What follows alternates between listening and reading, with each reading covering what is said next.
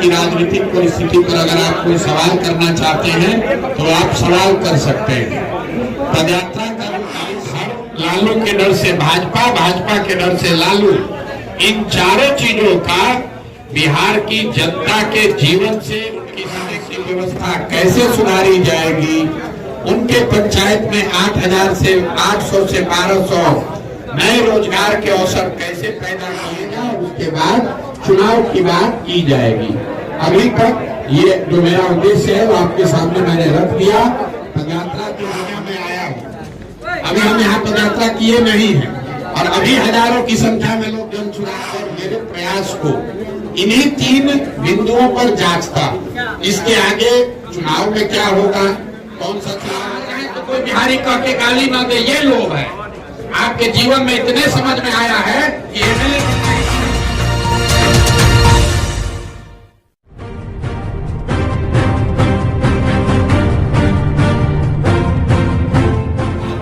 कम से कम 4 महीने का समय और बाकी, लेकिन बिहार में जो साथी जन सुराज से जुड़े हुए हैं या जो यहाँ सैकड़ों की संख्या में यूथ क्लब खुले हुए हैं, उन लोगों से परिचय करने के लिए, उनसे संवाद करने के लिए मैं आज एक दिन यहाँ पर हूँ। इसी संदर्भ में मेरी आपसे मुलाकात हो रही है। संक्षिप्त में मैं आपको पदयात्रा के उद्देश्य बताऊंगा और उसके बाद अभी तक के जो पदयात्रा के अनुभव रहे हैं या राज्य और देश की राजनीतिक परिस्थिति पर अगर आप कोई सवाल करना चाहते हैं तो आप सवाल कर सकते हैं।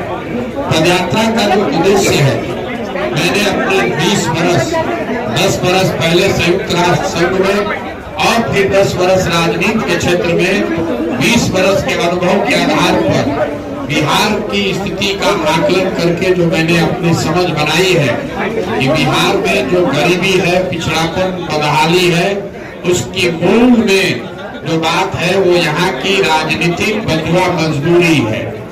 इसका मतलब ये है कि बिहार में जो परेशानी है, ऐसा नहीं है कि लोगों को पता नहीं है कि यहाँ पर गरीबी है, यहाँ पर अशिक्षा है, पढ़ने का साधन नहीं है, रोजगार नहीं है, सड़क नहीं है, भ्रष्टाचार है। ये सारी बात लोग जानते समझते हैं। आप पत्रकार होने के नाते उस पर रिपोर्ट लिख सकते हैं, हम लोग राजनीतिक कार्यकर्ता के तौर पर उस बात को उठा सकते हैं, लेकिन हमसे आपसे कहीं ज्यादा जो जनता इस जीवन को जी रही है उनको तो मालूम है। लेकिन इसके बावजूद जब बिहार में लोग वोट करने जाते हैं तो पिछले 30-40 बरस में यहाँ पर ज्यादातर लोग 4 ही वजह से वोट कर रहे हैं। पहली वजह है जाति, लोग अजाति समूहों के आधार पर वोट करते हैं। दूसरी वजह है विचारधारा, धर्म, जैसे कि आप देख रहे हैं कई लोगों को जिनको लगता है कि बिहार में सिर्फ जाति पर वोट पड़ता है, उनको ये समझना चाहिए कि बिहार में नरेंद्र मोदी के नाम पर वोट पड़ रहा है। नरेंद्र मोदी जी के जाति का बिहार में कोई नहीं रहता, तो आखिर उनको वोट कैसे पड़ता है? वो वोट पड़ता है धर्म के नाम पर, राष्ट्रवाद के नाम पर, विचारधारा के नाम पर।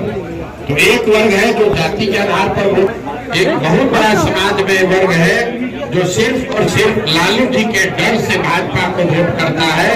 वो भाजपा को पसंद करता है ऐसा जरूरी नहीं है, लेकिन वो लालू जी से डरता इतना है कि वो जाकर भाजपा को वोट करता है। इसी तरीके से यहाँ जो मुसलमान हैं, जो माइनॉरिटी समाज के लोग हैं, वो लालू जी को पसंद नहीं करते, वो भाजपा के डर से, मजबूरी से लालू जी को जाकर वोट करते हैं।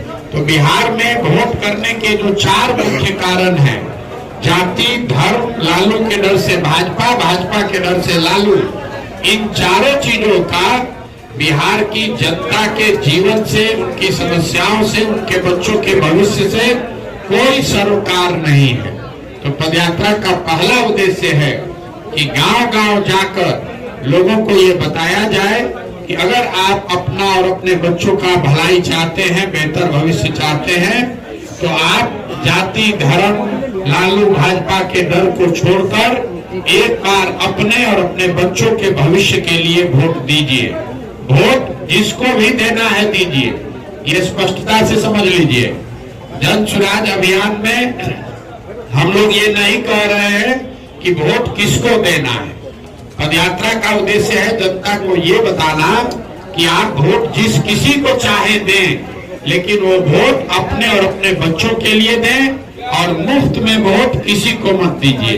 अगर वोट आपको अपने जाति को के उम्मीदवार को देना है तो दीजिए, लेकिन अपने जाति के उम्मीदवार से भी कम से कम अपने बच्चों के लिए पढ़ाई रोजगार जनता ये देख सके, पढ़ सके, समझ सके, मूल्यांकन कर सके कि उनके पंचायत के विकास के लिए जन सुराज की क्या योजना है, उनके पंचायत में बच्चों के पढ़ने की व्यवस्था कैसे सुधारी जाएगी, उनके पंचायत में 8,000 से 800 से 1200 नए रोजगार के अवसर कैसे पैदा किए जाएंगे, उनके पंचायत में आज जो खाने वाली खेती है उसको कमाने वाली खेती में तब्दील कैसे किया जाएगा। ये पंचायत वाइज योजना बनाकर जब पदयात्रा खत्म होगी तो जारी किया जाएगा ताकि लोग उसके आधार पर निर्णय ले सके। इन्हीं 3 उद्देश्यों को लेकर पिछले 18 महीनों से करीब करीब आधा बिहार हम लोग पैदल चल चुके। आधा बिहार और करने में 1-1.5 वर्ष का और समय लग सकता है, लेकिन पदयात्रा के शुरुआत में जो संकल्प है, जो यहाँ के लोगों को हमने बात बताई है कि दल तभी बनेगा जब मैं पूरे बिहार की पदयात्रा पूरी कर लूं, यहाँ की जमीनी हकीकत को समझ लूं, हर उस आदमी को जो बिहार में एक नया दल, नया विकल्प बनाना चाहता है, बिहार में व्यवस्था परिवर्तन के लिए अपना कंधा लगाना चाहता है, उनको इकट्ठा कर लूं। जब ये हो जाएगा तो नया दल बनेगा और उसके बाद चुनाव की बात की जाएगी। अभी तक ये जो मेरा उद्देश्य है वो आपके सामने मैंने रख दिया। पदयात्रा के जो अनुभव है या दूसरे सवाल है वो आप कर सकते हैं, मैं उसका जवाब अपनी क्षमता के अनुसार देने का प्रयास करूंगा। बहुत बहुत धन्यवाद।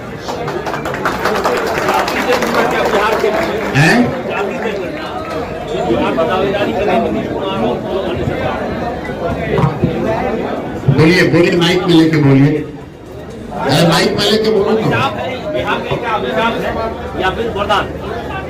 नहीं, जाति की बात कर रहे हैं कि जाति जनगणना? नहीं, बिल्कुल नहीं। अभिशाप क्यों? किसी भी पहली बात कि बिहार में जो काम हुआ जातियों की संख्या को गिनने का, वो जनगणना नहीं है, वो सर्वे है। जनगणना कराने का अधिकार राज्य सरकारों को नहीं है, जनगणना केंद्र का मामला है। लेकिन उसको आप सर्वे कहिए या जनगणना कहिए, वो सर्वे यहाँ आया, उससे कोई दिक्कत नहीं है। सर्वे में तो वही बात निकल के आई जो सब लोग कह रहे हैं कि समाज का एक बड़ा वर्ग जिसके नाम पर पिछले 30-35 साल में राज्य में आया हूँ, अभी हम यहाँ पदयात्रा किए नहीं है और अभी हजारों की संख्या में लोग जन सुराज से जुड़े हुए। तीसरा, आपने कहा कि जो आपको क्या दिख रहा है, हर गांव में जहां हम लोग जाते हैं लोग अपनी समस्या बता रहे हैं, लिखवा रहे हैं, ये समझा रहे हैं कि क्या करने से दशा सुधरेगी। तो मैं पदयात्रा और मेरे प्रयास को इन्हीं 3 बिंदुओं पर जांचता। इसके आगे चुनाव में क्या होगा, कौन सा चुनाव लड़ा जाएगा, जब दल बनेगा चुनाव लड़ेंगे तब उस समय उसको नाप लेंगे। अभी तो इन 3 उद्देश्यों से जो पदयात्रा कर रहे हैं उस पर दिख रहा है कि जनता में इसको लेकर उत्सुकता या बेहतर समझ बन रही है। दूसरी बात हम करना चाह रहे थे कि आपने जो कि पॉलिटिकल एनालिसिस करते हैं, राजनीतिक रणनीति कर रहे हैं, तो अभी जो सुप्रीम कोर्ट फैसला दिया है इलेक्ट्रल बॉन्ड को लेकर के 10 मार्च तक SBI को दिया है कि वो रिपोर्ट चुनाव आयोग को देंगे, लेकिन SBI कल डिमांड कर रहा था कि हमको जून तक का समय चाहिए। आप क्या इसके बारे में समझ? भैया, जो लोग इलेक्टोरल बॉन्ड के बेनिफिशियरी है, इसको ध्यान से सुन लीजिए। जिन लोगों को इलेक्टोरल बॉन्ड का, जिन पार्टियों को सबसे ज्यादा लाभ मिला है, वो क्यों चाहेंगे कि चुनाव से पहले ये पंडोरा बॉक्स खुल जाए कि किस पार्टी को किस उद्योगपति ने पैसा दिया। इसीलिए आप देख रहे हैं कि SBI जाकर ये कह रही है सुप्रीम कोर्ट में कि इसको जून तक का समय दिया जाए ताकि लोकसभा का चुनाव निपट जाए, जीत कर लोग आ जाएं, जिसको जीतना हारना है हो जाए, उसके बाद रिपोर्ट लिखते रहिए, बहस करते रहिए, कोई सुनने की बात। ये तो स्पष्ट है कि जून तक का समय मांगने का क्या मतलब है। भाई जितने लोगों ने बॉन्ड खरीदा है वो जानकारी कंप्यूटर में है, अगर एसबीआई चाहे तो उसको 1 मिनट में जारी कर सकती है। जी आप ब्लेम कर रहे हैं कि नीतीश कुमार, प्रधानमंत्री मोदी को बनाने वाले भी आप ही हैं, आप चुनावी रणनीतिकार रहे हैं और कांग्रेस से आपकी बात नहीं बनी, उसके बाद जो है आप पदयात्रा पर निकले हैं। तो जब आप आज ब्लेम कर रहे हैं, उनको बनाने वाले भी आप हैं। ठीक, पहली बात तो आप हमको जरूरत से ज्यादा महत्व दे रहे हैं।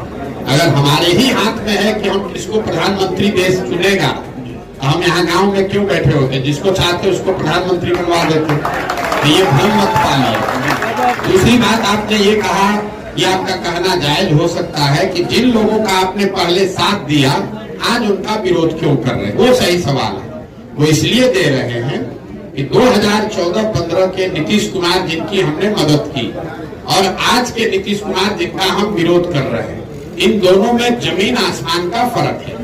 2014-15 में जिस नीतीश कुमार की हमने मदद की थी, वो नीतीश कुमार की छवि बिहार में सुशासन बाबू की थी, एक ऐसे प्रशासक की थी जो बिहार में सुधार लाने की प्रक्रिया में कुछ प्रयास कर रहा है।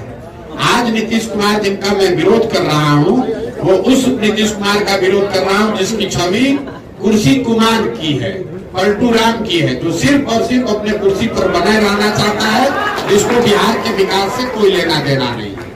2014-15 में जिस नीतीश कुमार की हमने मदद की, वो नीतीश कुमार थे जो चुनाव हारे नहीं थे। 14 में नीतीश कुमार के दल को लोकसभा में झटका लगा था, खुद वो चुनाव नहीं हारे थे, लेकिन राजनीतिक मर्यादा के हिसाब से उन्होंने पद छोड़कर मांझी जी को मुख्यमंत्री बना दिया। आज नीतीश कुमार जिनका मैं विरोध कर रहा हूँ, ये वो नीतीश कुमार है जो 2020 में चुनाव हार गए हैं, लेकिन 243 के विधानसभा में इनके 42 विधायक हैं, लेकिन कभी कमल को पकड़कर, कभी लालटेन पर लटककर ये आदमी कुर्सी पर बैठा हुआ है। तीसरा, जिस नीतीश कुमार का हमने समर्थन किया था, वो नीतीश कुमार थे जब रेल मंत्री रहते हुए वाजपेयी जी प्रधानमंत्री थे, नीतीश बाबू रेल मंत्री थे। जब गैसल में रेल दुर्घटना हुई, पश्चिम बंगाल गैसल में 285 लोगों की मृत्यु हुई, तो नीतीश कुमार ने अपने पद से इस्तीफा दे दिया था। उस नीतीश कुमार की हमने मदद की थी। आज जिस नीतीश कुमार का विरोध कर रहे हैं, ये वो नीतीश कुमार है कि कोरोना के दौरान हजारों बिहार के बच्चे रोड पर मारे मारे फिर रहे थे, हजारों लोग अपने परिजनों की दुखद उनकी मृत्यु हो गई और ये आदमी अपने घर से बाहर नहीं निकला। ये जिस नीतीश कुमार का विरोध कर रहे हैं कि हर पंचायत गांव में अवैध शराब से लोगों की मृत्यु हो रही है और ये आदमी पॉकेट में हाथ डालकर हंसकर कह रहा है कि जो पिएगा वो मरेगा। तो नीतीश कुमार का विरोध इसलिए कर रहे हैं कि नीतीश कुमार 14-15 के और 21-22 के नीतीश कुमार, उन दोनों में जमीन आसमान का फर्क है, प्रशासक के तौर पर, राजनेता के तौर पर और मानवता के तौर पर। लेकिन इससे बड़ी बात, सबको जिनको मदद किया उनका विरोध अगर किसी का कर रहे हैं, क्यों कर रहे हैं? इसलिए कर रहे हैं कि लोकतंत्र में वोट और भरोसा 5 वर्ष के लिए है। संविधान में ये नियम बना है कि आप 5 वर्ष पर चुनाव होगा। ऐसा क्यों है? 10 वर्ष पर चुनाव होता तो क्या बिगड़ जाता? 5 वर्ष का ये नियम इसलिए है कि जिस नेता पर, दल पर, विचारधारा पर भी आपका भरोसा है, उसके साथ आप खड़े होइए, उसको वोट दीजिए, उसको मदद कीजिए, लेकिन वो वोट भरोसा 5 वर्ष के लिए है, जीवन भर का बंधुआ मजदूरी नहीं है। एक बार आपने मोदी जी को वोट दे दिया, मोदी जी काम करे चाहे न करे, जीवन भर उन्हीं को वोट देते रहेंगे। और अगर उन्होंने वोट में काम नहीं किया तो संविधान ये आपको बताता है कि नागरिक होने के नाते आपकी ये जिम्मेवारी है कि जिसकी मदद आपने की, जिसको आपने वोट दिया, अगर वो नेता और दल आपके आशा के अनुरूप काम नहीं किया तो जितनी मजबूती से आपने उसका साथ दिया है, उससे ज्यादा मजबूती से उसका विरोध भी होना चाहिए। अगर आप विरोध नहीं करोगे और आपके अगर हिसाब से चले, तब तो देश में लोकतंत्र खत्म कर दीजिए। एक बार लालू जी को वोट दे दिए तो फिर लालू जी का विरोध नहीं कर सकते। एक बार आप नीतीश जी का साथ दे दिए तो नीतीश जी का विरोध नहीं कर सकते हैं। एक बार मोदी जी को वोट दे दिए तो अब जीवन भर मोदी जी को वोट देने की जरूरत देते रहिए। ऐसा लोकतंत्र में नहीं हो सकता है। लोकतंत्र में 5 वर्ष का मूल्यांकन का समय है। हर नागरिक को, सिर्फ प्रशांत किशोर को नहीं, ये आपको अधिकार है कि आप जिसको वोट देना है दीजिए। जब वो आदमी काम करे तो उसको फिर से उसका कॉन्ट्रैक्ट, उसका लाइसेंस रिन्यू कीजिए वोट देके। अगर काम नहीं किया तो उसका लाइसेंस रद्द कीजिए, किसी दूसरे का चुनाव कीजिए। वाल्मीकि नगर से चुनाव लड़ेंगे लोकसभा चुनाव। आप हमको एक पैसा भी नहीं जानते। जिन लोगों ने, पत्रकारों ने लिखा है, वो प्रशांत किशोर को एक पैसा नहीं जानता है। हमको अगर संसद में जाना हो तो उसके लिए हमको पैदल चलने और वाल्मीकि नगर जाने की जरूरत नहीं है। देश के जिस राज्य पर आपको उंगली रखना है रख दीजिए, वहां से जीतकर राज्यसभा लोकसभा में जाकर आपको दिखा। लोभ ये है कि बिहार के बच्चे बाहर जाए तो कोई बिहारी कह के गाली ना दे, ये लोभ है। आपके जीवन में इतने समझ में आया है कि एमएलए बनना ही जीवन का लक्ष्य है आपका।